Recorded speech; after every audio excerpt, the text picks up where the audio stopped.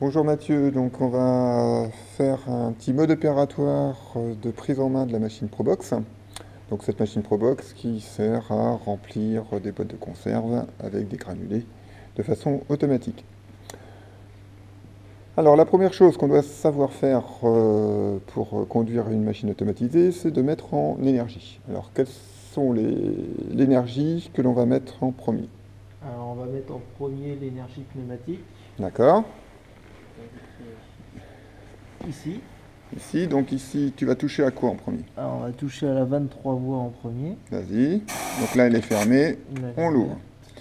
Donc à chaque fois, on va vérifier comment on peut voir que l'énergie est OK. Alors on va pouvoir le voir grâce au manomètre. Alors ici il nous indique une pression de 0,5 mégapascal qui D'accord. équivaut à 5 bars. OK, donc le petit piège en effet sur cette machine-là, c'est que c'est en mégapascal. Et 0,5 mégapascal, ça fait 5 bars. Donc ici, on a de l'air au moins jusqu'au mano. Donc ensuite, la deuxième énergie, C'est l'énergie électrique. l'énergie électrique. Donc le premier élément que tu vas toucher. C'est l'interrupteur sectionneur. D'accord. On le met en position on Très bien. et un voyant s'allume. Le voyant blanc. Présence de tension. Présence de tension. Il faut être patient pour plusieurs choses. L'initialisation du pupitre. La barrière immatérielle doit s'initialiser, donc il doit attendre un petit temps. Et par rapport à la barrière immatérielle, elle est contrôlée par des relais, un relais de sécurité. Donc ici, on a deux relais de sécurité. Donc le jaune pour vérifier la barrière matérielle et le rouge Pour les arrêts d'urgence et les capteurs de porte. D'accord. Alors, ce que tu vas faire, donc là on voit bien qu'il y a une LED sur chaque relais de sécurité. Tu vas actionner un arrêt d'urgence et on va voir la conséquence. Voilà. Donc quand on a un arrêt d'urgence d'actionner, les deux relais sont éteints. Et il y a combien d'arrêts d'urgence? Il y en a un au pupitre. Alors, t'en vas pas trop loin, autrement on va pas t'entendre. Donc il y en a, en tout il y en a combien? Il y en a un au pupitre, un sur chaque poste qui fait 5. Voilà, donc là, ici il y en a 4. En plus 4 ça fait 5. Et un autre au poste d'évacuation qui lui est à clé. D'accord. Ok. Le relais de sécurité ne contrôle pas que les arrêts d'urgence, donc le sixième arrêt d'urgence est ici. Il contrôle aussi les Capteur de porte. capteurs de porte. D'accord. Donc là, comme on n'a aucun relais de sécurité d'enclenché, d'alimenté, ça veut dire que tu as un arrêt d'urgence ou une porte qui est mal fermée. Donc là, tu déverrouilles l'arrêt d'urgence. D'accord. Donc là, on est presque bon sur les relais de sécurité. Il y a une LED pour chaque élément. Donc maintenant, on va passer sur le pupitre. Regardez un petit peu ce qui s'affiche. Alors, on a un message clignotant. Donc arrêt d'urgence par appui sur un bouton. Alors, qu'est-ce que tu fais quand tu as un message clignotant comme ça? Alors, pour lire un message clignotant, il suffit d'appuyer sur Acquit. Donc la touche jaune ACK, tu l'appuies dès que tu as un voyant, un message. C'est ça, ça D'accord. permet de l'enlever. Très bien. Alors, étape suivante, qu'est-ce que tu vas faire? Alors là, on va réarmer électriquement pour que nos modules de sécurité affichent les 6 LED. Donc BP, réarmement électrique. Et quand on appuie sur réarmement électrique, donc on a bien les 5 LED ici. Donc au niveau sécurité, on est bon. Alors, on va maintenant revenir sur notre partie alimentation pneumatique. Alors, sur l'alimentation pneumatique, on voit que ici, il y a une électrovanne avec une LED à l'intérieur. C'est l'électrovanne générale, appelée aussi sectionneur pneumatique. Donc si on veut alimenter ce distributeur principal et que l'air aille jusqu'au distributeur, il faut que tu fasses quoi? Il va falloir mettre la Probox en mise sous pression. Donc appuyer sur le BP vert, mise sous pression. le voyant passe vert. Et à la différence de tout à l'heure, la LED est ici, ça veut dire qu'on a le distributeur est passant et envoie l'air vers les distributeurs de chaque vérin. Alors, maintenant, ce qu'il faut faire, c'est qu'en général, le voyant rouge signifie Un défaut. la présence d'un défaut. Donc, sur cette machine, quand tu as un voyant rouge d'allumé, qu'est-ce que tu vas faire en premier? Alors, nous allons acquitter ce défaut en appuyant sur la touche F1. D'accord. Et ça marchait bien, c'est parfait. Alors, le défaut qui était en place, là, c'est qu'à chaque alimentation, il y a un petit message de défaut qui vient du variateur de vitesse qui commande le transfert. Et le transfert, ça représente quoi sur cette machine? Ça représente le convoyeur. Le convoyeur, d'accord. Donc le convoyeur, on peut le mettre en route, indépendamment, en appuyant sur le bouton vert ici.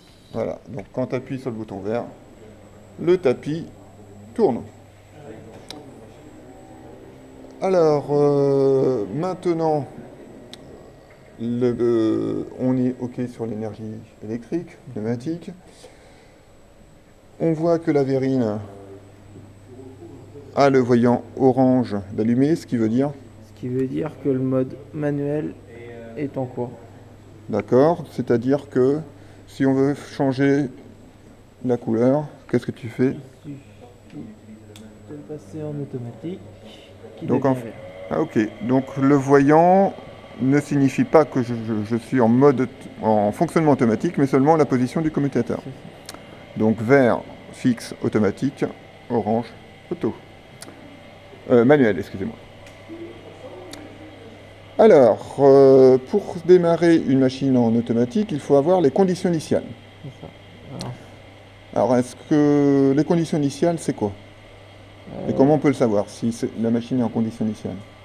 Alors, les conditions initiales, ça permet au départ cycle de se lancer. D'accord. Alors ici, pour voir que les conditions initiales sur cette machine-là sont bien présentes, il faut que les boutons initialisation, le voyant bleu là, soit allumés.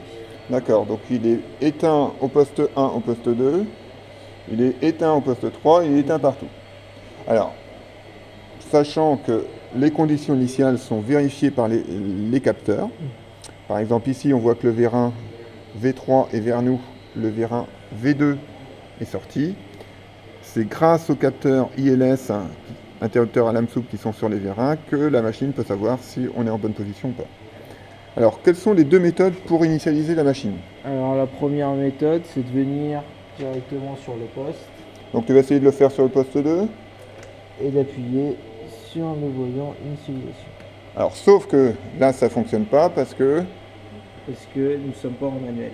Donc là, la verrine est verte, je suis en auto. Si tu mets en manu, voyant orange, et si tu appuies maintenant sur initialisation, ça marche bien. Donc là, tu as initialisé que le poste 2. Il nous reste le poste 1, 3 et 5 à initialiser. La deuxième méthode. La deuxième méthode, c'est d'aller sur le pupitre et d'appuyer sur le bouton F2. D'accord. Et là, l'initialisation se fait sur tous les postes. Et les 4 voyants bleu initialisation sont allumés. Alors,